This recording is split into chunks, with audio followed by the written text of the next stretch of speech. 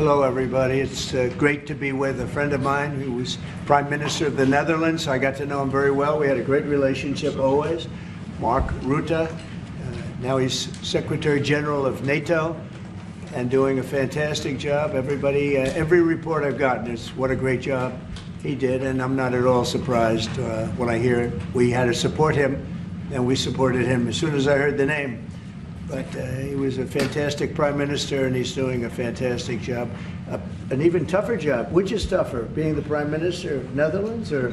This job is quite tough. I would think this is a little but Dutch politics is also brutal. So. Yeah, but this is pretty tough. But you're doing good. We're going to be discussing a lot of things. Obviously, we'll be discussing what's happening with respect to Ukraine and Russia.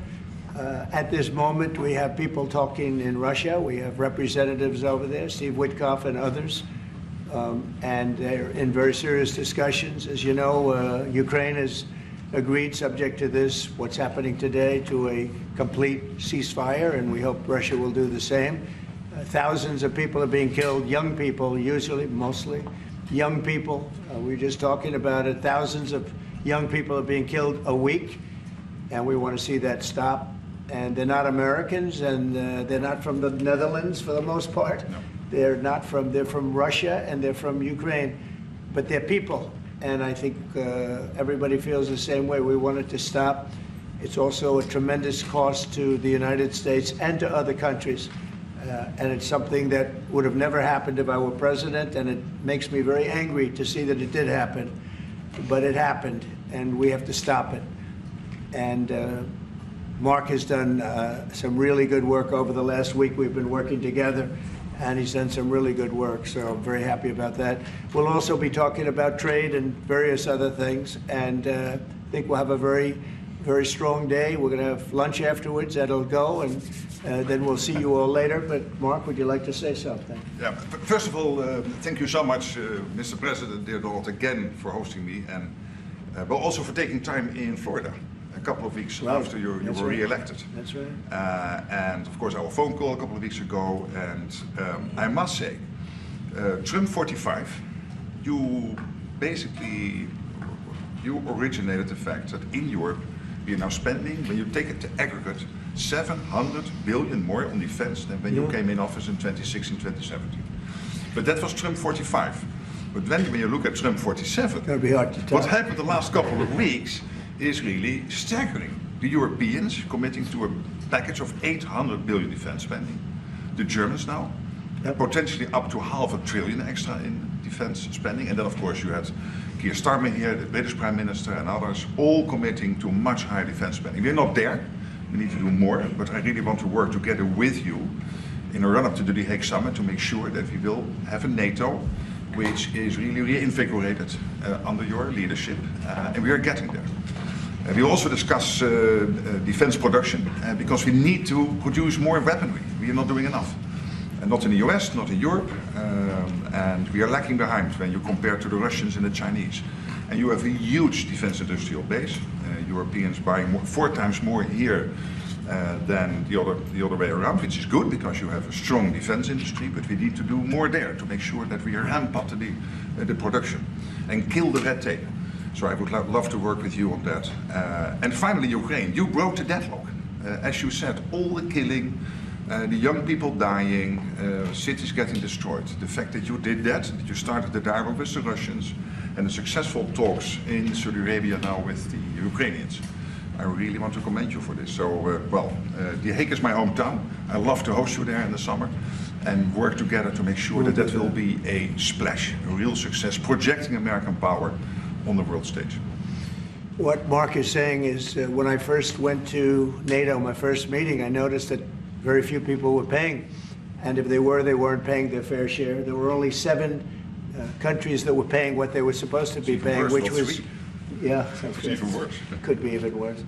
But there were just very few countries that were paying, and even the paying, it was at 2%, which is too low. It should be higher.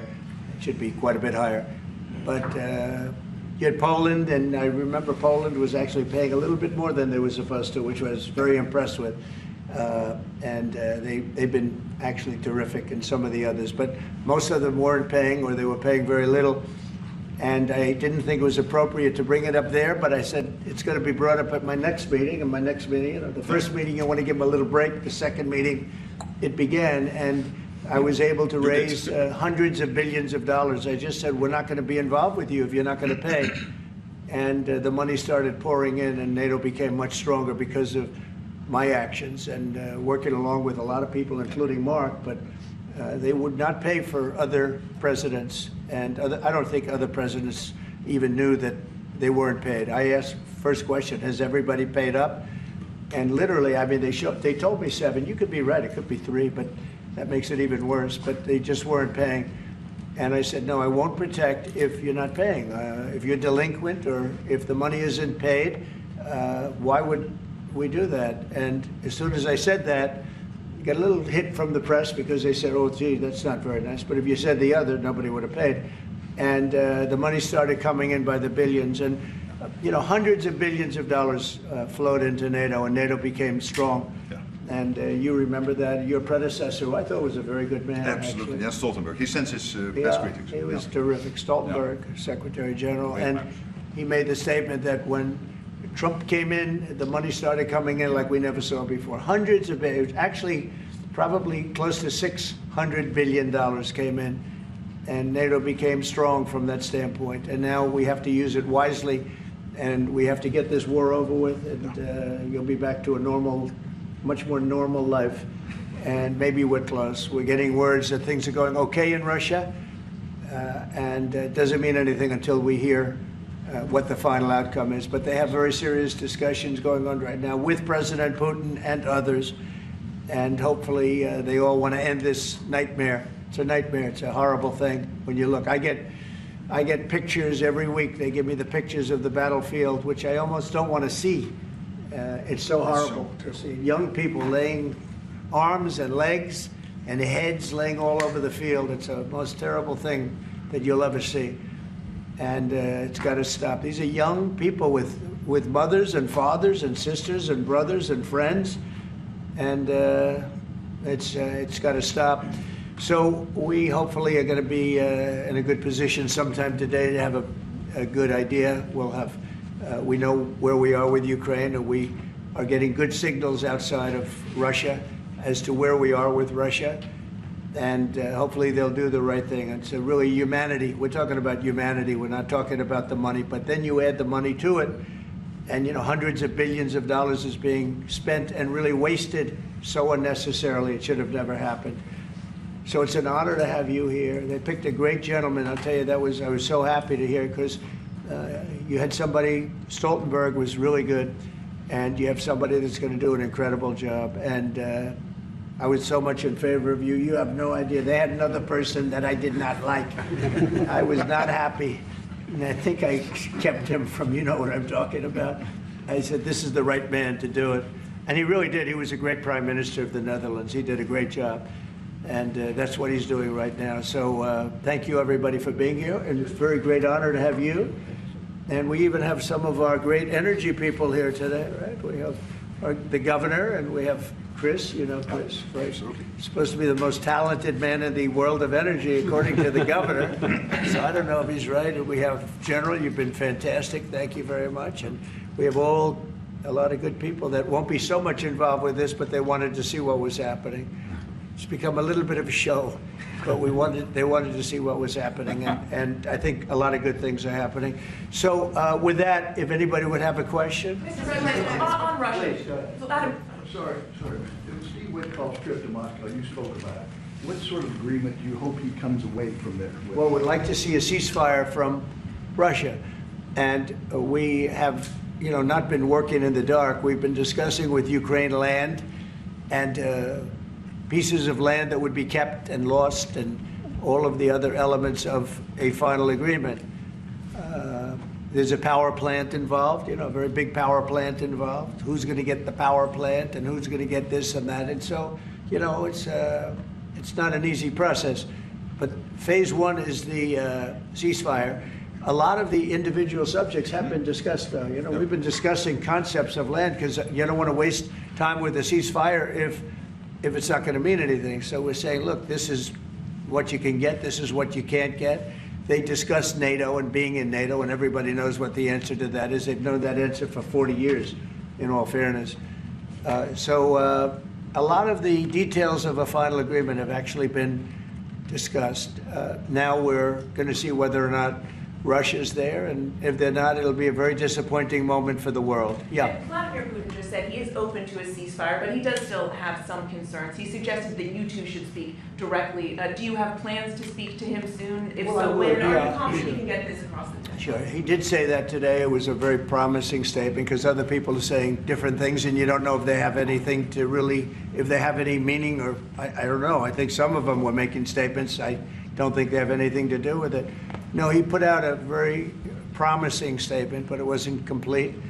And yeah, I'd love to meet with him or talk to him. But we have to get it over with fast. You know, every day people are being killed. It's not like, as we sit here, 2 people will be killed. Think of it. 2 people are going to be killed during this little period of time. Thousands of people a week are dying. So we really don't have very much time. We have to make this fast. It shouldn't be very complicated. Thank you, Mr. President. Yes. A representative of Canada, the finance minister, are in town and will meet members of your administration during the day. Any chances that you will ban on the tariffs on aluminum and the ones that are planned for April 2nd? No. You are not going to change your No, mind? not. Look, we've been ripped off for years, and we're not going to be ripped off anymore. No, I'm not going to bend at all. Aluminum or steel or cars. We're not going to bend. We've been ripped off as a country for many, many years. We've been subjected to costs that we shouldn't be subjected to. In the case of Canada, we're spending $200 billion a year to subsidize Canada. I love Canada. I love the people of Canada. I have many friends in Canada. The great one, Wayne Gretzky, the great. Hey, how good is Wayne Gretzky? He's the great one. But we have, I know many people from Canada that are good friends of mine.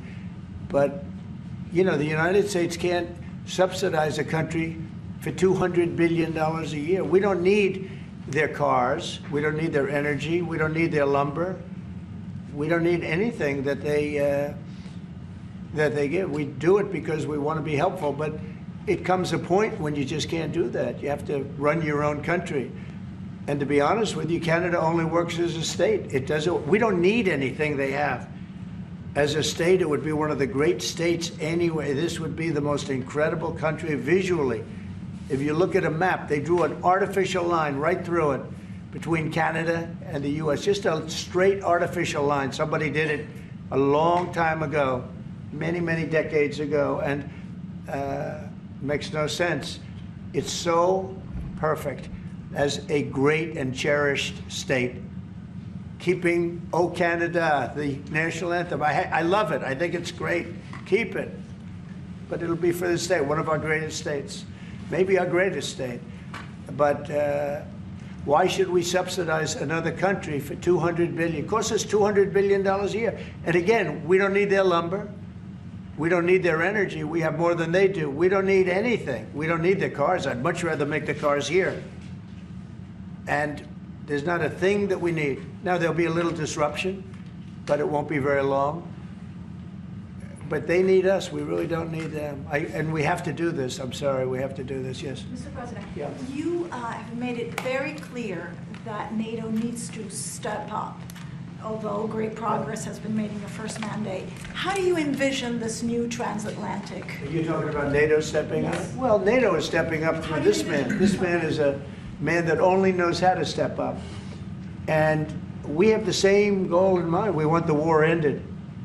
And he's doing his job. He only knows how to do a good job. That's one thing. That's why I fought for him to get that job.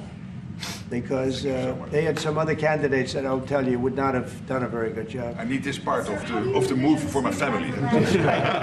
So we'll get you a clip. We're going to get him a clip of that little last statement. The rest of the statements he doesn't care about. Sir, how does this new transatlantic cooperation, how do you envision it? Well, that's one thing. I mean, you know, we're on the other side of the ocean. And they're right there. And yet we're in for $350 billion because of Biden. And they're in for $100 billion. So it's a big difference. And it's unfair. And I said, you have to equalize. They should equalize. They should have. It should have never happened where Biden just gave this money away. Now, as you know, we have an agreement with Ukraine on the rare earths and other things, and that'll get us something back, a lot back. It'll get us our money back. We're not doing it for that, though. I'm just doing this to get the war stopped. I'm doing it really to save lives, but at the same time, we were treated very unfairly, as we always are by every country. And we're in for very substantially more than the European nations are in for, and that shouldn't be. You know, they're much more affected by it than we are, because we do have an ocean in between. But I don't know. I think good things are going to happen. I really do. I think good things are going to happen. I do say, we were talking before, and Mark was very nice. He said, if you would get involved, there would be nothing. You'd just be going on. This thing would have gone on for a long Breaking time. a deadlock. It was crucial. Yeah, we broke a deadlock. Yeah. We did break a deadlock. I hope it's meaningful. Yeah. Yes, did you have one? Yeah. Yes, sir. Thank you, Mr. President. Amanda Head with Just the News. On the southern border, you've got DHS and ICE who are reporting that there was a little bit of fudging of numbers during the Biden administration on both the catch and the release side with respect to reporting the number of illegals coming into the They country. cheated on the numbers. The numbers were. I love that question. Who are you with? Just the News, Amanda Head. Very nice. That's good. That's Do you good. know how many of those are criminal illegal aliens? And Many of them. Biden's out of office, Alejandro Mayorkas, who could No, tell Biden fudged the numbers. The numbers were totally fake. And he gave fake numbers. I knew they were fake. Everybody knew they were fake. But now it came out. And terrible what they did. That administration was a horror show for this country. Can you hold anyone accountable? Well, I don't know. They gave phony numbers. And phony numbers are a very bad thing to give. But I'm not sure about that. I don't know how it would play. We want to get it straightened out. We're after many, many bad people that were let into our country, and Kristi Noem and my friend Homan. How good is Tom Homan doing, right? And they're after him, and I mean, you see they're taking him out in record numbers. Gang members, gang leaders, drug dealers. There's a problem the Netherlands does not have. The Netherlands never had this problem. If you'd like to take it, We had a few drug dealers. I could deliver some people. I could deliver some nice people to the Netherlands if you'd like. I'm not sure. No, what he did to this country, letting 21 million people flow through an open border, many of those people were hard criminals from prisons and jails, from mental institutions, and I always say insane asylums, because they were seriously deranged. And they're here from, not South America, from all over the world. From South America, but from all over the world. And it's so sad. You'd say, why would anybody do this? Why? Yeah, go ahead. And one more, there's some new internal Democrat polling that doesn't look great for Democrats, but it also has 54% unfavorability for Republicans in swing states and battlegrounds for the midterms. Do you consider those voters capturable for Republicans? Yeah, well, we did, you know, I won every swing state, as you know, by a lot. And I won the popular vote by a lot. And we won the counties. If you look at the counties and district plan, we had 2,725, and they had 501. That's why the map is all red. So we had a great thing. Yeah, I think winning from the Democrats, I saw, if you look the other night, I made a speech, and I introduced two young ladies who were killed, viciously, violently killed.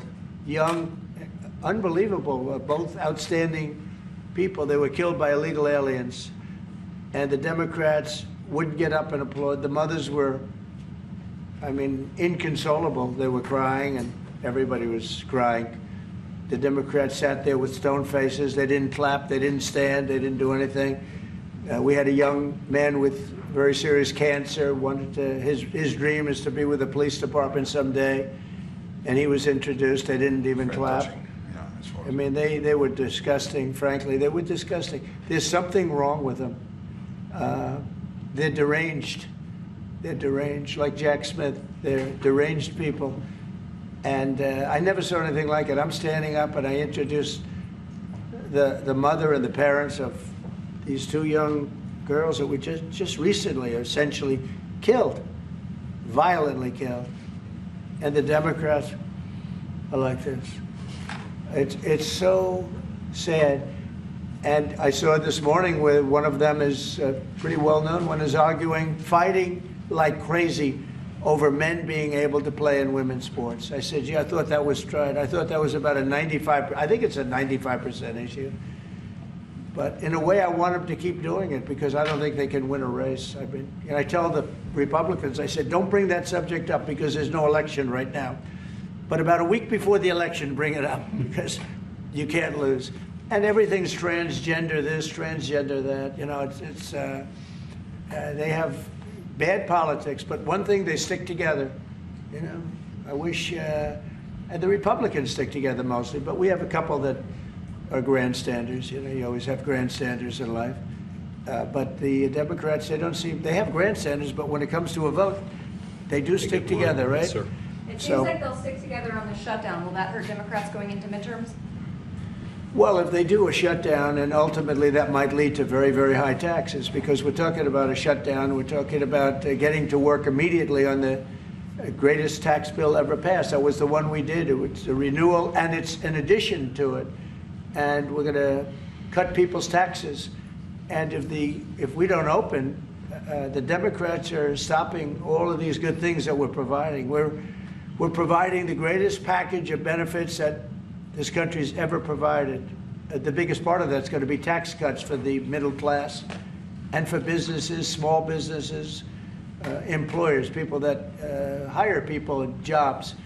And if it's shut down, it's only going to be, if there's a shutdown, it's only because of the Democrats. And they would really be taking away a lot from our country and from the people of our country. Mr. President, on tariffs, you made clear you're not backing down from this, but many American small business owners say they are concerned that these tariffs are going to hurt them. What's your message to them? They're going to be so much richer than they are right now. And we have many. Yesterday, General Motors was in. They want to invest $60 billion. The people from Facebook were in yesterday. They're going to invest $60 billion by the end of the year. Other people are talking about numbers. Apple, as you know, a few days ago announced $500 billion investment. They're going to build their plants in the United States, which, as you know, almost all of their plants are in China. Now they're building in the United States. Look, the reason is two things. Number one, the election, November 5th. And the other thing is tariffs. I think probably in that order. But Tim Cook came in and he announced 500, think of it, 500 billion, not million. 500 million's a lot when you think about it, right? Sure. But I would have been happy with 500 million, but it's $500 billion investment by Apple in the United States. And that's because of the election result, and it's because of the tariffs and the tax incentives too, you know, tariffs and tax incentives. And I've never seen anything like it. We have plants going up now in Indiana. We have plants going up in Michigan. A lot of plants going to be planned from. I'm trying to steer them to Michigan because Michigan got so badly beaten by, you know, what happened with Europe. You know, if you look at Europe, take a look at the EU. We're not allowed to sell cars there. It's prohibitive because of their policies and also their non-monetary tariffs. They put obstacles in your way that you can do nothing about. But if you take a look at what happens, so we sell no cars to Europe. I mean, virtually no cars, and they sell millions of cars to us. They don't take our agriculture, we take their agriculture. It's like a one-way street with them. The European Union is very, very nasty. They sue our companies. Apple was forced to pay $16 billion on a case that, very much like my cases that I won. They shouldn't have been even cases, but we felt they had no case, and they ended up having an extremely favorable judge and decision. But they're suing Google, they're suing Facebook, they're suing all of these companies, and they're taking billions of dollars out of American companies, many more than the ones I just mentioned. And I guess they're using it to run Europe or something. I don't know what they're using it for, but they treat us very badly. China obviously treats us very badly. Almost everybody does, and I blame past presidents, to be honest, because when I was president, we received so far about $700 billion from China over the years on the tariffs that I put in. No other president got 10 cents from China. And that was only beginning, except for COVID, I would have been able to finish the process. But we had to fight the COVID thing, and we did really well with it, but we had to fight. And then we had actually, as you remember, Mark, we actually handed over the stock market.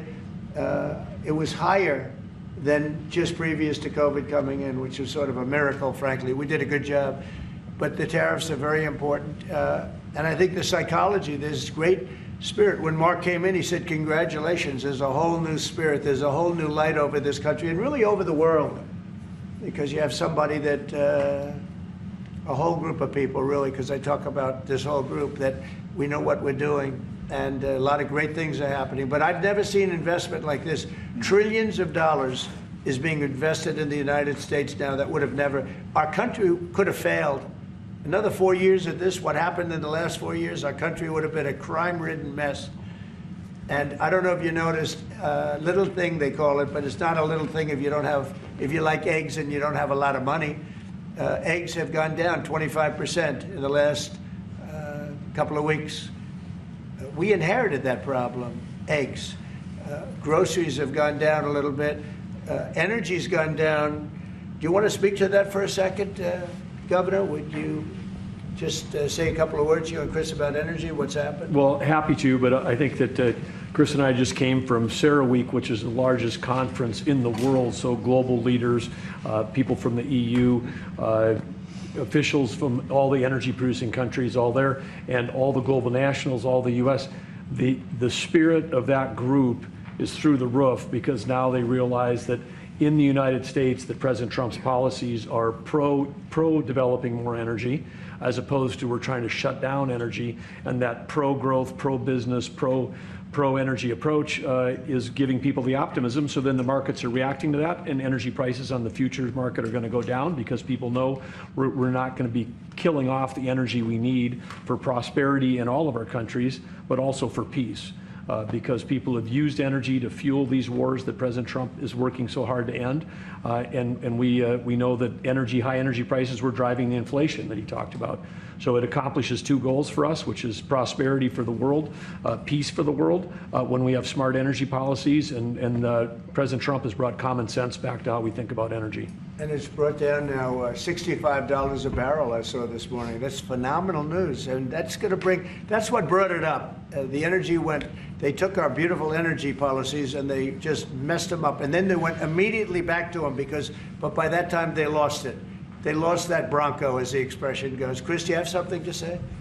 Oh, I think Doug said it well, but you just can't overstate how important the return of common sense, the return of knowledge about energy and pro-American consumers, pro-investment in our country. I think globally that was welcomed. It means capital flows, it means more sobriety and lower energy prices, more economic opportunity for Americans. So yeah, it was elated atmosphere at a global energy conference. Well, we're working on one project. It should be very easy. It's a pipeline going through a small section of New York. New York's held it up for years, actually, for years. They've wanted to do it for years and years. And it will reduce the most expensive energy almost in the world is in New England, because they have no way of getting it there because it's been held up by New York. And the whole of New England and Connecticut and New York, the energy prices are through the roof. And this one pipeline will save per family $2,500 just on heating, and another $2,500 on everything else. So the energy, by just a simple pipeline going through an area that wants it, an area that's not a rich area, it's actually a very poor area, would create jobs and everything else. And it's going to be way underground. Nobody's going to see it. Once they fill it up, nobody's going to see it. Nobody's going to know it's there. And families in New York and Connecticut and New England are going to save $5,000 a family. Think of that. Because right now they have the highest energy prices maybe in the world, they say. New England is a disaster. So we're working on that. In fact, the governor's coming in, Governor of New York, Kathy Hochul, who's a very nice woman. She's coming in tomorrow morning at 9 o'clock to meet me on that and other things. Not only that, but other things. So I hope we don't have to use the extraordinary powers of the federal government to get it done. But if we have to, we will. But I don't think we'll have to. I can tell you Connecticut wants it and all of New England wants it. And who wouldn't want it? And it's also jobs on top of everything else. So that's going to be very exciting. So we're meeting with the governor tomorrow morning. Mr. President, some people question. Thank you, Mr. President. Greenland. What is your vision for the potential annexation of Greenland and getting them potentially to Well, I think it'll happen, and I'm just thinking, I didn't give it much thought before, but I'm sitting with a man that could be very instrumental. You know, Mark, we need that for international security, not just security, international. We have a lot of our favorite players, you know, cruising around the coast, and we have to be careful. And we'll be talking to you. It's a very appropriate, really a very appropriate question. And an Thank issue you in the very high much. north, so the Arctic. So what you did, so when it comes to Greenland, yes or not joining the US, I would leave that outside for me, this discussion, because I don't want to drag NATO in that. But when it comes to the high north and the Arctic, you are totally right. The Chinese are now using these routes. We know that the Russians are rearming. We know we have a lack of icebreakers. So the fact that the outside Russia, there are 7 Arctic countries working together on this under US leadership is very important to make sure that that region, that part of the world stays safe. And we know things are changing there and we have to be there. Well, we just had an election there the other day. Do you see a referendum, a plebiscite, where the people of Greenland would be in a position to decide if they want to become part of the United States? Yeah, it was a good election for us, as you know. It was not a referendum. It wouldn't be called that. It was an individual election. But the person that did the best is a very good person, as far as we're concerned. And so we'll be talking about it, and it's very important. Mark mentioned the word icebreaker. So we've ordered, we're in the process of ordering 48 icebreakers.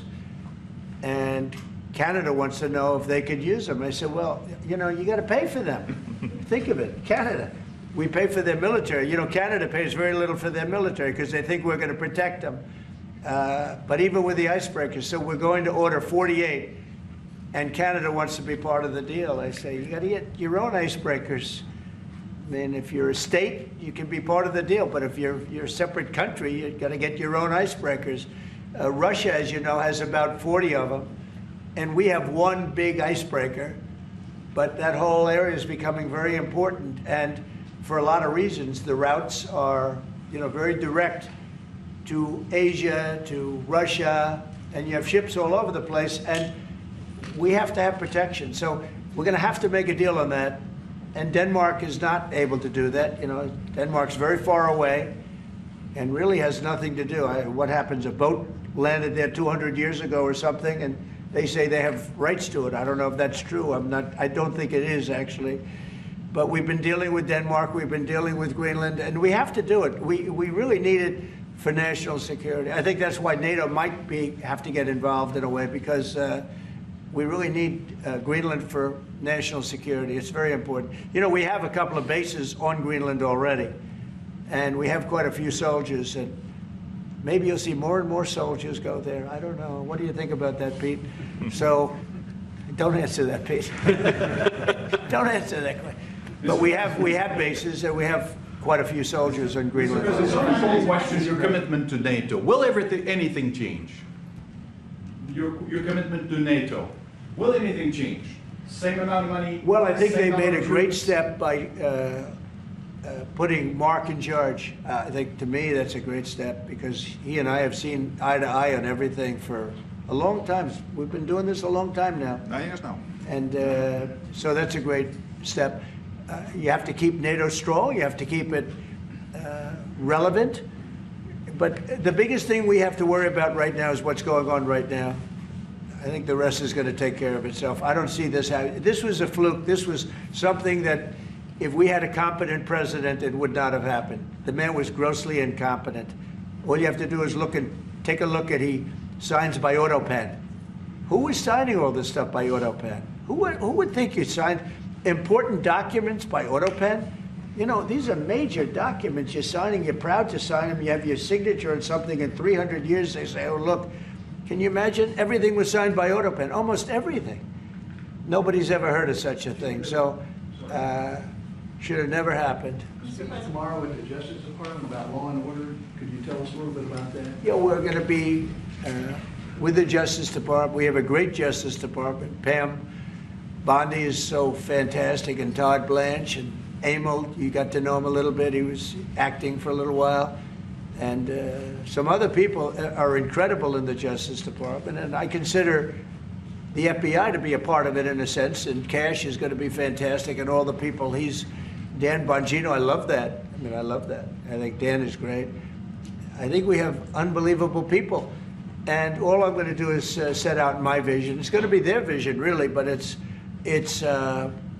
my ideas. And basically, we don't want to have crime in the streets. We don't want to have people pushed into subways and killed, and then the person that did the pushing ends up in a 15-year trial and gets off scot-free. We want to have justice, and we want to have safety in our cities as well as our communities. And we'll be talking about immigration. We'll be talking about a lot of things, the complete gamut. So I look forward to that. That'll be tomorrow at the Justice Department. Mr. President, you're a man of peace. You said it several times, and you made it very clear. A man of peace dealing with belligerent people. Yeah. And I'm thinking, we saw how you handled Zelensky in this very own room. What is your leverage on Putin? Are you thinking sanctions? What if he refuses to? Well, I do have leverage, but I don't want to talk about leverage now, because right now we're talking to him, and based on the statements he made today, they were pretty positive, I think. So I don't want to talk about that. I hope Russia's going to make the deal too. And I think once that deal happens, you're never going to be in a process. I don't think they're going back to shooting again. I really believe if we get a peace treaty, a ceasefire treaty, I think that leads to peace. That's going to really lead to peace. I don't think anyone wants to go back. They've been doing this for a long time, and it's vicious and violent. And I think if President Putin agrees and does a ceasefire, I think we're going to be in very good shape to get it done. We want to get it over with. That's why it was very important what I instructed everybody, including Steve, what we're looking for, to discuss concepts of land, concepts of power plants, because it's complicated. You know, you have you're sort of creating the edge of a country. The sad part is that country, if this didn't happen, and it wouldn't have happened, I don't know if they would have to give anything back. I guess Crimea, you know, I said it last time, Crimea was given by Obama. Biden gave him the whole thing, and Bush gave him Georgia. And Trump didn't give him anything. I gave him, you know what I gave him? I gave them javelins. And the javelins were very effective, as you know. I gave them nothing. 2019. And then also, if you take a look, I was the one that stopped the pipeline going into Europe. It was totally stopped. Nord Stream 2, nobody ever heard of Nord Stream 2 before I came along. But I got along very well with President Putin. I got along with most of them. I get along great with President Xi. I got along great with Kim Jong-un. I got along great with all of them. And we had no wars. We had no problems. We wiped out ISIS in record time. General Raisin Kane, and he wiped them out. And he was going to be our new chief, right? He's going to be the head of Joint Chiefs of Staff. And he's a highly respected man. He's going to be great. Pete's going to be fantastic. I have no doubt about it. We have a great team, really great team. Yeah, please. Go ahead, please. Mr. President, some of our allies have said that they're worried that they could be the next to be attacked by Russia. You've spoken directly with the Russian president. Yeah. Do you think those fears are justified? No, I don't. I think when this gets done, it's done. They're going to all want to go home and rest. I don't see it happening. Nope, I don't see that happening. And we'll make sure it doesn't happen. Not going to happen, but we'll make sure it doesn't happen. Yeah, go ahead, please. Leaders from Russia and Iran are heading to Beijing tomorrow to discuss nuclear programs. What do you hope to get out of that? Well, maybe they're going to talk about non-nuclear programs. Maybe they're going to be talking about the de-escalation of nuclear weapons, because, you know, I was talking about that with President Putin very strongly, and we could have done something had that election not been rigged. We would have had something. I think I would have made a deal with Putin on de-escalation, denuclearization, as they say. But we would have de-escalated nuclear weapons, because the power of nuclear weapons is so great and so devastating. And right now, Russia and us have by far the most, but China will catch us within 5 years. China doesn't have but they're in the process of building, and they build. And within 4 or 5 years, they'll probably have the same. And by the way, this is a Republican tradition. Ronald Reagan, when he negotiated with Gorbachev in the 1980s about bringing down the number of nuclear weapons, it's what you have been doing your first term, and it is important. It would be a great achievement if we could bring down the number. We have so many weapons, and the power is so great. And number one, you don't need them to that extent. And then we'd have to get others, because as you know, in a smaller way, Kim Jong-un has a lot of nuclear weapons, by the way, a lot. And others do also. You have India, you have Pakistan, you have others that have them. And we'd get them involved. But we started off with Russia and us. We have by far the most. And we were going to denuclearize. And that was going to happen. And then we were going to China. And I spoke to China. I spoke to President Xi about it. And he really liked the idea. You know, he'd like not to spend trillions of dollars building weapons that hopefully he's never going to have to use. And because they are very expensive also. So that would have been great. Okay, 1 or 2 more. There's been tension in the... Thank you. We're looking at an impending government shutdown Friday at midnight. Yeah. Democrats for 30 years straight have said if there's a shutdown, bad things happen. Do you anticipate direct negotiations yourself with conference leader of the Democrats, Chuck Schumer? If they need me, I'm there 100%. It's right now it's 2 or 3 people. If it shuts down, it's not the Republicans' fault. You know, we passed a bill where we had an incredible Republican vote. We only had 1 negative vote, a grandstander, you know, 1 grandstander. There's always a grandstander in the lot. But it was amazing. People were amazed that the Republicans were able to vote in unison like that, so strongly. If there's a shutdown, even the Democrats admit it'll be their fault. And I'm hearing a lot of Democrats are going to vote for it, and I hope they do. This is an extension. But ultimately, we want to vote for one big, beautiful bill where we put the taxes in, we put everything in. We're going to have big tax cuts. We're going to have tremendous incentives for companies coming into our country and employing lots of people. It'll be, I called it, in a rare moment, one big, beautiful bill. That's what I like, and it seems to be that's where they're heading. And we'll have to take care of something to do with Los Angeles. A place called Los Angeles almost burned to the ground. By the way, I broke into Los Angeles. Can you believe it? I had a break-in. I invaded Los Angeles, and we opened up the water, and the water is now flowing down. They have so much water, they don't know what to do. They were sending it out to the Pacific for environmental reasons. Okay, can you believe it? And in the meantime, they lost 25,000 houses. They lost, and nobody's ever seen anything like it. But we have the water. I'd love to show you a picture. You've seen the picture. The water is flowing through the half pipes. You know, we have the big half pipes that go down. Used to, 25 years ago, they used to have plenty of water, but they turned it off for environmental reasons.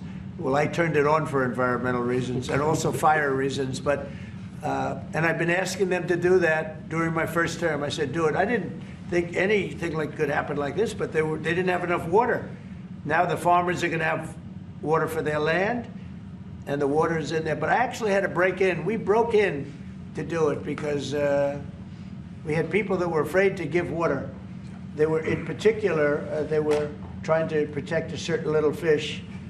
And I said, how do you protect a fish if you don't have water? They didn't have any water, so they're protecting a fish.